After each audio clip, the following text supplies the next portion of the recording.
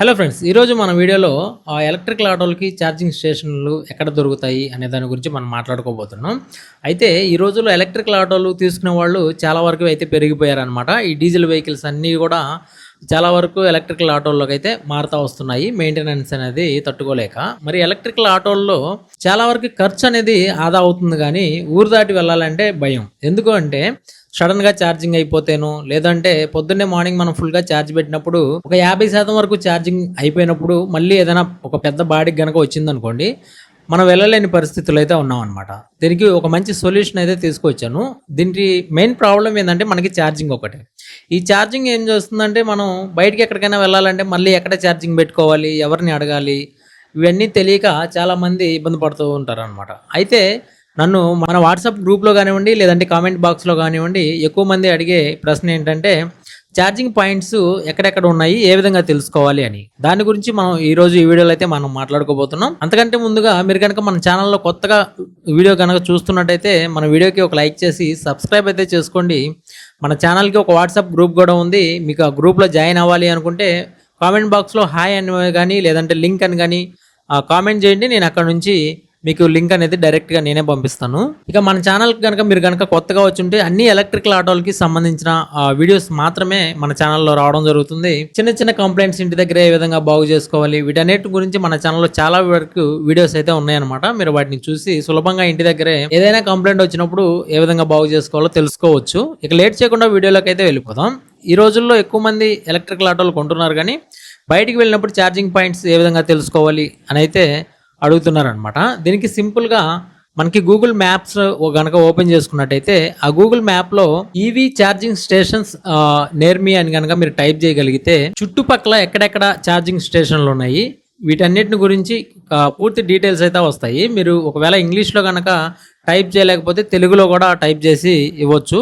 మీకు తెలుగులోనే ఆన్సర్ అనేది కూడా వస్తుందన్నమాట. మీరు ఉన్న సరౌండింగ్ నుంచి ఎంత దూరంలో ఏవేవి ఛార్జింగ్ స్టేషన్స్ ఉన్నాయి ఇవన్నీ కూడా చెప్తుంది. ఇంకొకటి ఏంటంటే ఏ ఛార్జింగ్ స్టేషన్లో ఎటువంటి అంటే ఆటోకి సంబంధించి ఒక రకంగా ఉంటాయి, కార్లకు సంబంధించి ఒక రకంగా ఉంటాయి కదా, వాటి డీటెయిల్స్ కూడా ఎటువంటి ప్లగ్ బాక్స్ ఉన్నాయి, 16 ఆంపియర్ బాక్స్ అనేది అవైలబుల్గా ఉందా లేదా మన ఆటోలకు సంబంధించి, వీటి డీటెయిల్స్ కూడా వస్తుంటాయి. వీటి గురించి నేను బాగా రీసెర్చ్ చేసి ఒక 4 యాప్స్ని అయితే తీసుకురావడం జరిగింది మీ ముందుకి. ఈ యాప్స్ కనుక మీ ఫోన్లో ఇన్స్టాల్ చేసుకున్నారనుకోండి, మీకు చుట్టుపక్కల ఎక్కడెక్కడ ఛార్జింగ్ స్టేషన్లు ఉన్నాయి, అవి ఓపెన్లో ఉన్నాయా, క్లోజింగ్లో ఉన్నాయా, లేదు అంటే ఏవైనా వెహికల్స్ ఆల్రెడీ ఛార్జింగ్ అవుతున్నాయా, వీటన్నిటిని గురించి కూడా తెలుసుకోవచ్చు అనమాట. ఇప్పుడు ఆ యాప్స్ అన్ని కూడా నేను ఇక్కడ మీకు డిస్ప్లే చేస్తాను. వీటన్నిటిని కూడా ఈ 4 యాప్స్ని మీరు మీ ఫోన్లో అయితే ఇన్స్టాల్ చేసి పెట్టుకోండి. ఒకటి టాటా పవర్ ఈజెడ్ ఛార్జ్ అనమాట.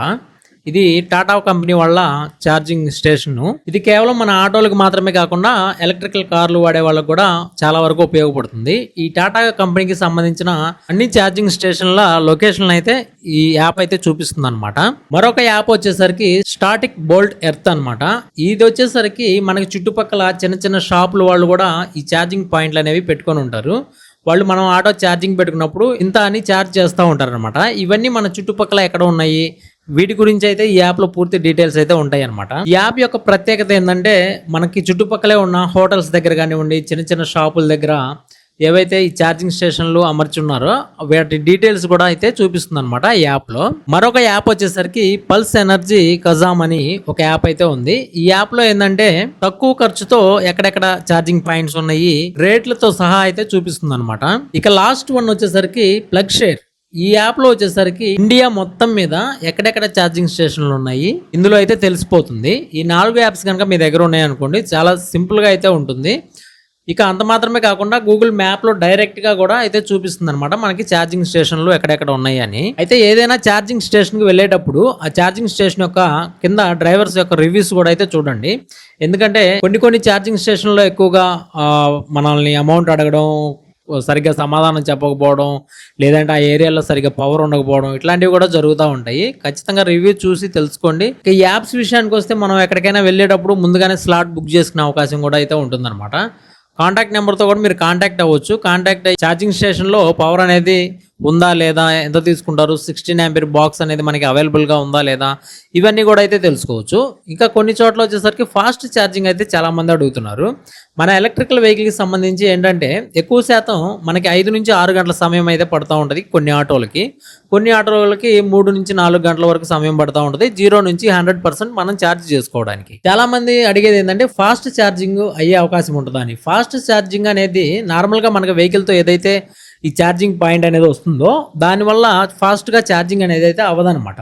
ఇప్పుడు బ్యాక్సీ వెహికల్కి కానివ్వండి, లేదంటే ఓఎస్ఎం వెహికల్కి కానివ్వండి, వీటికి డీసీ ఛార్జింగ్ పాయింట్ అనేది ఒకటి బండిలోనే అటాచ్ చేసి ఉంటుంది. అంటే మనం ఇంట్లో కాకుండా బయటికి వెళ్ళినప్పుడు పెట్టుకోవడానికి కూడా ఒక కనెక్టర్ అయితే ఉంటుందన్నమాట.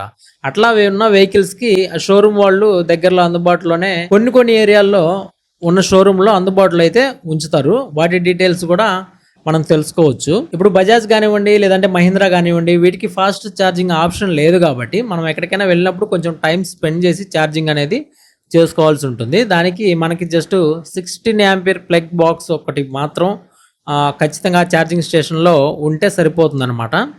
మీకు ఎక్కడైనా లోకల్లో గూగుల్ మ్యాప్స్లో మీకు ఛార్జింగ్ స్టేషన్ కనపడినప్పుడు మీరు వెళ్ళే రూట్లో మీరు వాళ్ళది ఏదైనా కాంటాక్ట్ నెంబర్ కనుక మీకు కనపడితే ఖచ్చితంగా ఫోన్ చేసి అడిగి ఇట్లా మాది ఈవీ ఎలక్ట్రికల్ ఆటో, ఇట్లా మాకు 16 ఆంపియర్ ప్లగ్ బాక్స్ ఉన్న ఇది కావాలి అని చెప్పండి. ఇంకొకటి ఛార్జర్ అనేది ఖచ్చితంగా తీసుకువెళ్ళండి. ఎందుకంటే అక్కడ మనకి బాక్స్ మాత్రమే ఇస్తారు కానీ ఛార్జింగ్ పెట్టుకోవడానికి ఛార్జర్లు అనేది ఎవరు ఇవ్వరు. ఇప్పుడు వస్తున్న కొన్ని వెహికల్స్లో ఆన్బోర్డ్ ఛార్జర్లు వస్తున్నాయి కాబట్టి జస్ట్ కేబుల్ అనేది క్యారీ చేస్తే సరిపోతుంది. కానీ ఇంకా మహీంద్రా కంపెనీ ఆఫ్ బోర్డ్ ఛార్జర్నే ఇస్తుంది కాబట్టి ఛార్జర్ క్యారీ చేయడం మంచిది. ఇంకా మీకు ఏమైనా డౌట్స్ ఉంటే ఖచ్చితంగా కామెంట్ బాక్స్లో కామెంట్ చేయండి. నేను దాని గురించి కూడా రిప్లై ఇవ్వడం జరుగుతుంది. అందరికీ ఉపయోగపడే కామెంట్ ఇది అనుకుంటే దాని గురించి వీడియో కూడా చేయడం జరుగుతుంది. మన ఛానల్లో ఉన్న వాట్సాప్ గ్రూప్కి మీరు కనుక జాయిన్ అవ్వాలి అనుకుంటే కామెంట్ బాక్స్లో లింక్ అని కామెంట్ చేయండి. నేను డైరెక్ట్గా మీకు లింక్ అనేది పంపిస్తాను, మీరే జాయిన్ అవ్వచ్చు. ఇక వాట్సాప్ గ్రూప్కి ఉన్న ఫోన్ నెంబర్కి ఎవరు కాల్ అయితే చేయొద్దు. మీరు ఎవరైనా నన్ను కాంటాక్ట్ అవ్వాలి అనుకుంటే కాల్ మీ 4 యాప్ ద్వారా కాంటాక్ట్ అవ్వచ్చు.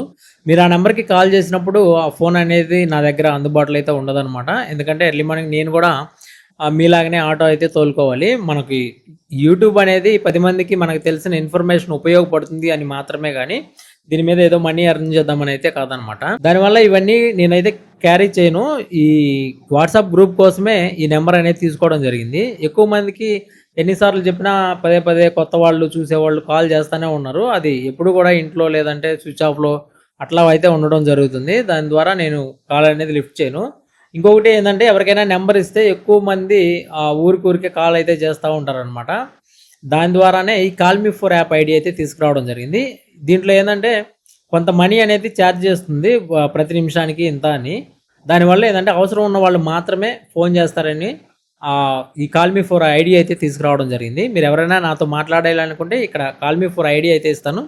మీరు ఈ ఐడి ద్వారా అయితే నాతో మాట్లాడవచ్చు. ఒకవేళ మీకు కాల్ మీ 4 యాప్ వాడడం ఎలాగో తెలియదు అనుకుంటే దానికి సంబంధించిన వీడియోస్ యూట్యూబ్లో చాలా వరకు అయితే ఉన్నాయి. మీరు అక్కడ నుంచి చూసి అయితే తెలుసుకోవచ్చు.